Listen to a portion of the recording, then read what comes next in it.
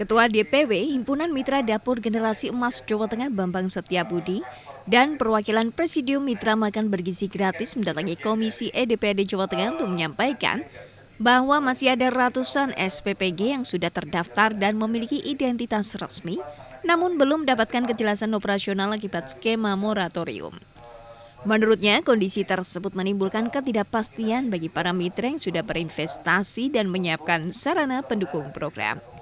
Presidium Mitra MBG Jawa Tengah mengusulkan pembentukan undang-undang yang mengatur program makan bergizi gratis. Hari ini kita tahu kalau nggak salah sudah 80 juta ya yang sudah menerima manfaat, sehingga kan itu cukup masif sekali, sehingga kan hari ini memang perlu satu standarisasi yang cukup rigid dalam satu pola tentang kesehatan, standarisasi mutu, standarisasi gizi, dan standarisasi yang lain yang berhubungan dengan proses-proses kegiatan itu dijalankan. Jadi kalau Sementara itu, anggota Komisi DPRD Jawa Tengah Yudi Indraswindarto menyatakan dinamika yang terjadi saat ini masih dalam tahap perbaikan. Ya pemirsa Kompas TV dimanapun Anda berada, berjumpa lagi dengan saya Farida Amalia selama 30 menit ke depan dalam program Sapa Jateng. Dan kali ini kita akan bahas terkait dengan Himpunan Mitra Dapur Generasi Emas Jawa Tengah ini yang sempat curhat ke DPRD Jawa Tengah terkait dengan ratusan SPPG ini yang kondisinya dalam tanda kutip menggantung gitu. Dan untuk mengetahui lebih detail terkait dengan hal ini, saat ini kita sudah bersama dengan Pak Bambang Setiabudi selaku Ketua DPW dari Himpunan Mitra Dapur Generasi Emas Jawa Tengah. Nah, untuk mengetahui lebih detail, langsung saja kita berbincang dengan Pak Bambang. Apa kabar nih Pak Bambang? Baik, alhamdulillah. Alhamdulillah. Pak Bambang, boleh diceritakan nih, kemarin kan kita juga sudah ada beritanya terkait dengan Pak Bambang dan rekan-rekan ini datang ke DPRD Jateng untuk mengadukan terkait dengan kondisi ratusan SPPG yang tanda kutip menggantung. Ini bagaimana Pak ceritanya? Iya, eh, yang pertama terima kasih. Saya sampaikan kita bisa bertemu dan bisa menyampaikan informasi pada kesempatan kali ini yang terkait dengan dapur SPPG yang posisinya menggantung atau belum operasional. Jadi kalau kita bicara sejarahnya, eh, program MBG ini kan memang skemanya adalah skema partisipatif. Artinya SPPG tidak dibangun sendiri oleh pemerintah melalui BGN, tetapi mendorong partisipasi masyarakat untuk terlibat di dalam program ini.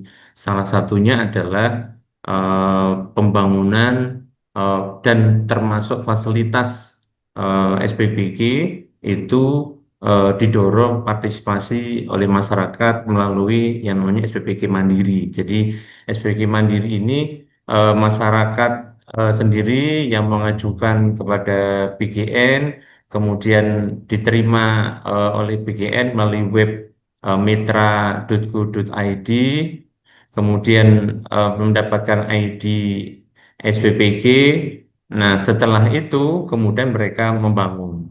Nah, di proses awal semuanya berjalan dengan baik, tetapi tiba-tiba di apa eh, bulan Juni ini, setelah kemudian ada sedikit persoalan di BGN pusat di Jakarta, kemudian tiba-tiba kemudian ada skema moratorium. Nah, di proses moratorium ini sebenarnya di Jawa Tengah kalau kita tidak bisa menyebut angka pastinya, tetapi berapa kabupaten, kita kasih contoh aja misalnya Demak saja lah, yang sudah operasional itu ada 157 dapur. Kemudian SPPG ya? yang belum operasional hari ini statusnya menggantung atau kemudian masuk dalam zona moratoriumnya BGN, ada klaster 18 SPPG yang posisinya itu sudah ada KSPPG-nya, sudah ada virtual account bersama, tapi kemudian belum bisa operasional. Ada 18 SPPG. Kemudian hampir 50 SPPG yang posisinya ada yang sedang proses 50% membangun, ada yang sudah 100%, ada yang posisinya sudah diverifikasi, nunggu verifikasi faktual PA virtual dari PGN, ada yang nunggu KSPPG, ada yang nunggu VA turun dari PGN. Jadi variannya macam-macam terkait dengan. Nah, mereka hari ini, saya kasih contoh satu saja misalnya di Demak itu berarti ada sekitar 68 SPPG yang hari ini belum jelas. Artinya PGN statusnya masih moratorium dan kapan selesainya belum ada ketentuan yang pasti. Jadi kenapa kemudian kita sampaikan menggantung?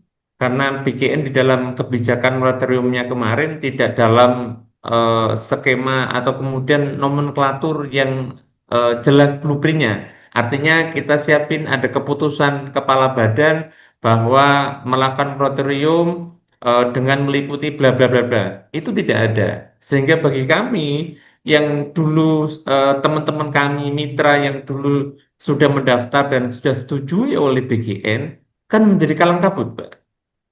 Jadi mereka sudah seluruh apa eh, seluruh SDM-nya, seluruh sumber dayanya, uangnya, ada yang mereka kemudian posisinya membangun dapur itu eh, bersama-sama kolektif 3 orang, 4 orang, 5 orang patungan, ada yang kemudian sendiri dia pinjam ke bank dan sebagainya. Tapi dalam posisi hari ini, ketika kemudian karena mereka membangun itu dalam posisi sudah mendapatkan restu kalau dalam konteks regulasi di Juknis 401, setelah kemudian masyarakat mendapatkan persetujuan dalam tahapan namanya persiapan di web mitra maka kemudian boleh membangun. Nah, ketika sudah membangun tiba-tiba ada situasi kondisi oknum di pimpinan BGN terjadi masalah. Kenapa kemudian terjadi masalah semua, ada masalah semua? Kalau hari ini melakukan evaluasi harusnya ada schedule yang jelas. Ini kita moratorium sampai mulai hari ini sampai sekian. Kalau nanti perlu ada tambahan, sehingga masyarakat itu kita yang melakukan sebagai mitra, kita punya gambaran yang jelas. Kalau hari ini kan semuanya masih menangis, Mbak. Ini uang saya kemarin kita katakan kita mengadu kepada Komisi E bahwa tolong dong kita dibantu kemudian untuk proses ini. Kemarin pun kita ikut mendampingi teman-teman DPP di Komisi 9, kita juga dari teman-teman Komisi Asosiasi Mitra Dapur se-Indonesia Gabungan saya juga menyampaikan yang sama.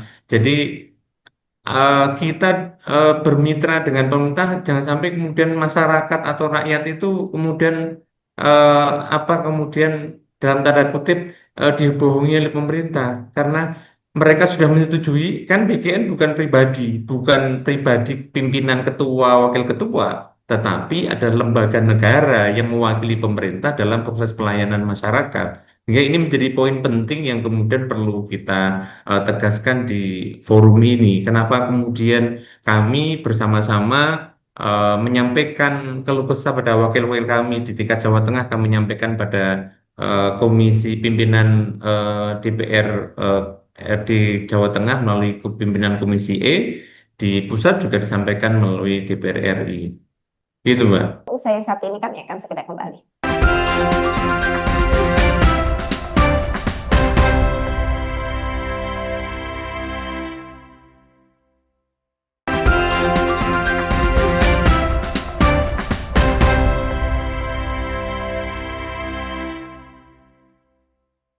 Ya pemirsa, masih bersama dengan kami dalam program Sapa Jateng. Kita akan berbincang lagi dengan Pak Bambang terkait dengan ini ratusan SPPG di Jawa Tengah yang mangkrak.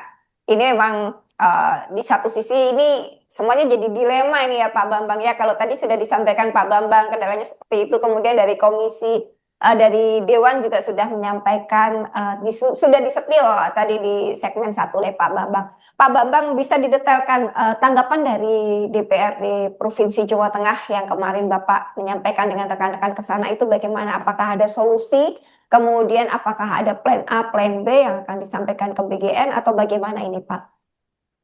Iya, eh, karena program ini kan program strategis nasional, artinya program pemerintah pusat yang oleh programnya visi besarnya Pak Prabowo dalam rangka bagaimana kemudian masyarakat anak-anak di Indonesia ini bisa terpenuhi haknya, yaitu bisa mendapatkan asupan makanan bergizi yang baik begitu. Nah, oleh karena itu, kami juga menyadari di level provinsi statusnya juga bagian dari proses yang kemudian tahap bukan sebagai eksekuting, artinya sebagai eksekutor di levelnya, tetapi kemudian eh, dari kami berharap maka di tingkat provinsi juga memberi penekanan sebagai wakil-wakil kami di level provinsi Jawa Tengah untuk memberikan mendorong dan membela kami dan mengadvokasi kami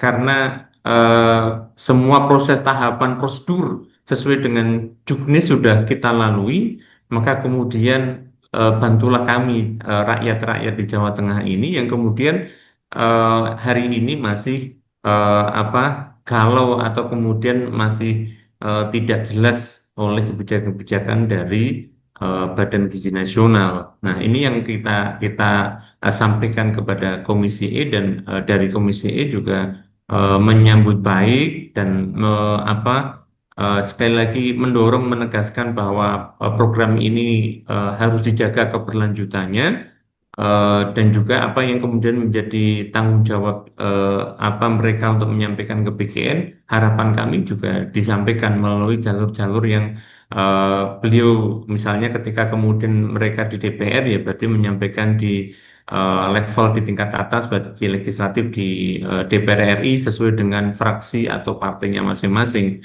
bahwa ada konstituen-konstituen mereka, ada masyarakat yang hari ini ada kalau kemudian kita katakan ada salah salah pengelolaan kebijakan atau salah pengelolaan program yang dilakukan oleh lembaga negara yang ini kemudian harus dibantu gitu. Nah, ini menjadi bagian penting untuk kita menegaskan jangan sampai kemudian sebagai wakil kita kenapa kemudian kita hadir ke Komisi E, kita juga ingin menegaskan bahwa mereka itu wakil kita, bahwa ada salah satu komponen masyarakat di Jawa Tengah yang perlu bantuan dan kemudian karena ketika mereka terbantu, efeknya misalnya SPPG berjalan dengan baik, efeknya kan juga tidak hanya pada mereka pribadi, karena ketika SPPG jalan bahwa mereka akan membutuhkan tenaga kerja masing-masing dapur hampir sekitar 40 sampai 50 SDM. Kemudian setelah itu multiplier efeknya ada supplier-supplier yang kemudian mensupport satu supplier tidak mungkin selesai dia pasti punya punya anak buah ada sekian. Kalau kemudian punya 10 sampai sama-sama memiliki ada 10-15 supplier, mereka yang terlibat dalam satu supplier itu sendiri itu juga tidak satu dua orang. Sehingga sangat banyak dampaknya terkait dengan proses peningkatan kesejahteraan masyarakat kalau kemudian ini bisa goal. Berarti multiplier efeknya banyak ya ini ya Pak, berarti ya Pak ya.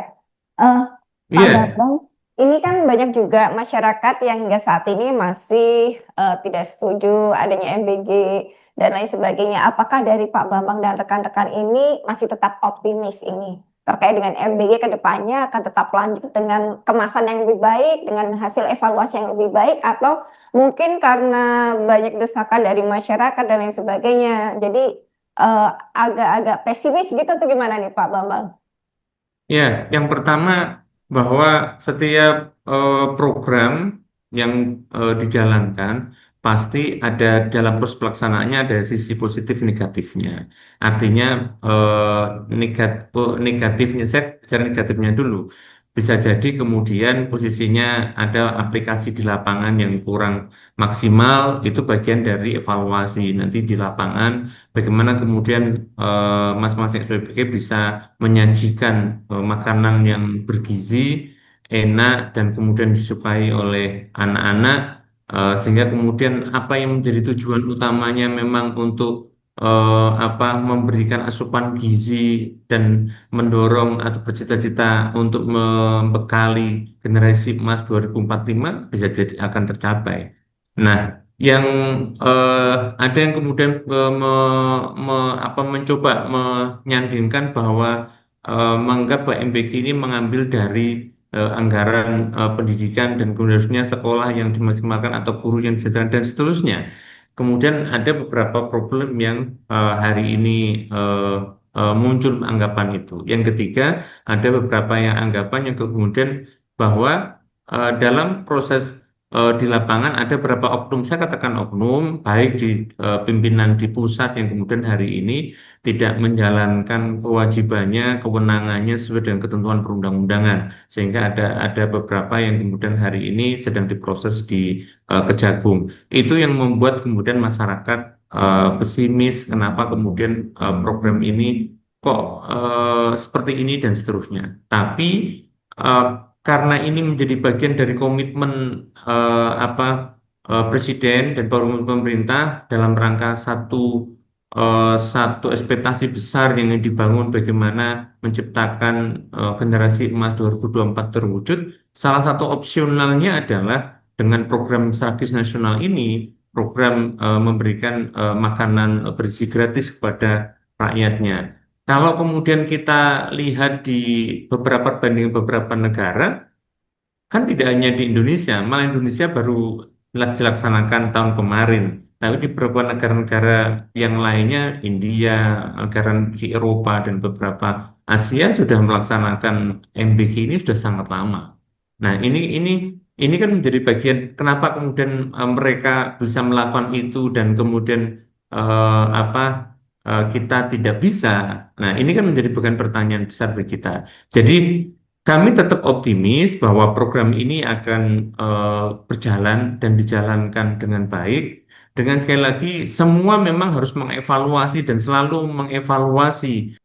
Oke, Pak Bambang, ini kan masyarakat kebanyakan memang seperti itu ya. Kita tidak bisa menyamakan persepsi semua masyarakat terkait dengan MBG. Tapi tadi setelah Pak Bambang menyampaikan bahwa masih tetap optimis dan lain sebagainya, kita juga akan masyarakat akan memantau, kemudian pemerintah juga akan melakukan evaluasi tahap bertahap agar lebih baik. Kita akan bahas selanjutnya terkait dengan masih ratusan SPPG yang menggantung di Jawa Tengah ini usai yang satu ini.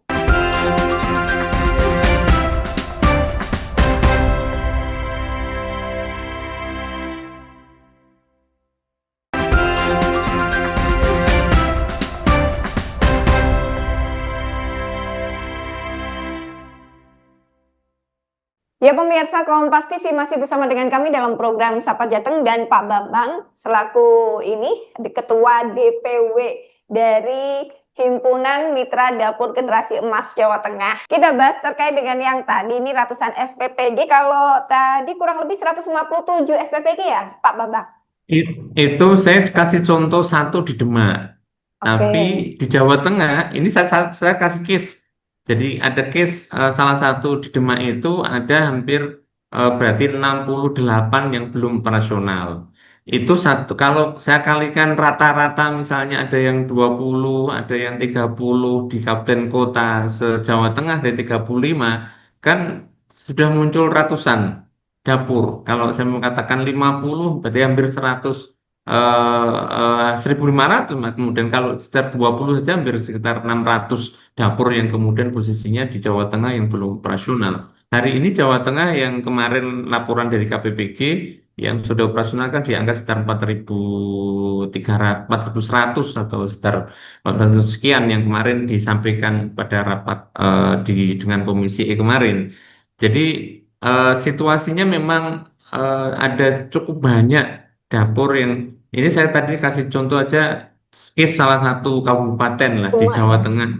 Ya, Jawa Tengah. Apalagi misalnya case di beberapa kasus yang kemarin muncul di Cilacap bisa jadi itu ya bukan bukan ada berapa yang kasusnya nggak fiktif sebenarnya itu usulan tetapi posisinya di dalam proses pengajuan dapur yang ada itu posisinya kemudian dia dalam mengisi titik koordinatnya ada apa human error yang kemudian titiknya di makam lah, ada titiknya di laut lah dan sebagainya. Jadi itu ada beberapa case yang terjadi. Tetapi yang perlu kami sampaikan di hari ini memang masih cukup banyak sekali kalau kemudian kemarin kita diskusi di level di Jakarta, kalau hitungannya hampir 13.000 se-Indonesia. Jawa Tengah mungkin pegang ratusan dapur yang mensupport terkait dengan dapur yang belum operasional. Itu yang hari ini masih menggantung, yang tidak jelas kapan prosesnya. Kami tidak punya dalam posisi eh, plan A, plan B dari kami, memang dari teman-teman mitra khususnya yang sudah membangun, ya statusnya hanya bisa pasrah begitu, karena ini bagi mereka sudah melakukan tahapan sesuai dengan juknis yang ada, tapi tiba-tiba kemudian ada penghentian, ada moratorium yang eh, tidak bisa diterima penjelasannya kapan berakhirnya, kapan evaluasinya akan berhenti, dan kapan apakah kemudian bisa berjalan atau tidak. Ini kan kemudian posisinya tidak jelas. Oke, kita berharap semoga segera ada solusi ya Pak Bambang. Mungkin Pak Bambang ada pesan yang mau disampaikan pada pemirsa sekalian ataupun pada pihak-pihak terkait yang ada di atas sana yang menjadi pemegang keputusan. Semoga ada solusi terbaik. Bagaimana nih Pak pesannya buat pemirsa sekalian? Ya, yang pertama bahwa program ini lahir dengan sebuah semangat yang sangat baik. Artinya visi besar Pak Presiden Prabowo kemudian diwujudkan dalam program dan dilaksanakan oleh Badan Gizi Nasional dalam rangka kemudian sekali lagi memberikan memberikan kemanfaatan kepada masyarakat melalui makanan Akan bergizi bergizi gratis gratis. ini. Nah, ini menjadi poin penting bahwa proses pelaksanaan ini tidak hanya tanggung jawab mitra sebagai yang dengan BGN, tetapi tanggung jawab seluruh masyarakat Indonesia. Jadi bahwa proses pelaksanaan di lapangan seperti apapun, seluruh masyarakat harus terlibat karena ruhnya sejak awal program ini adalah program partisipatif.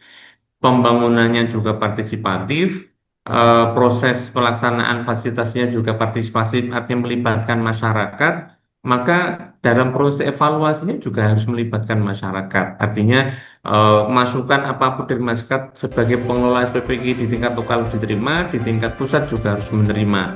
Oke, terima kasih Pak Bambang atas informasi yang diberikan pada kami dan pada pemirsa sekalian. Semoga informasi ini bisa menjadi inspirasi buat kita semua.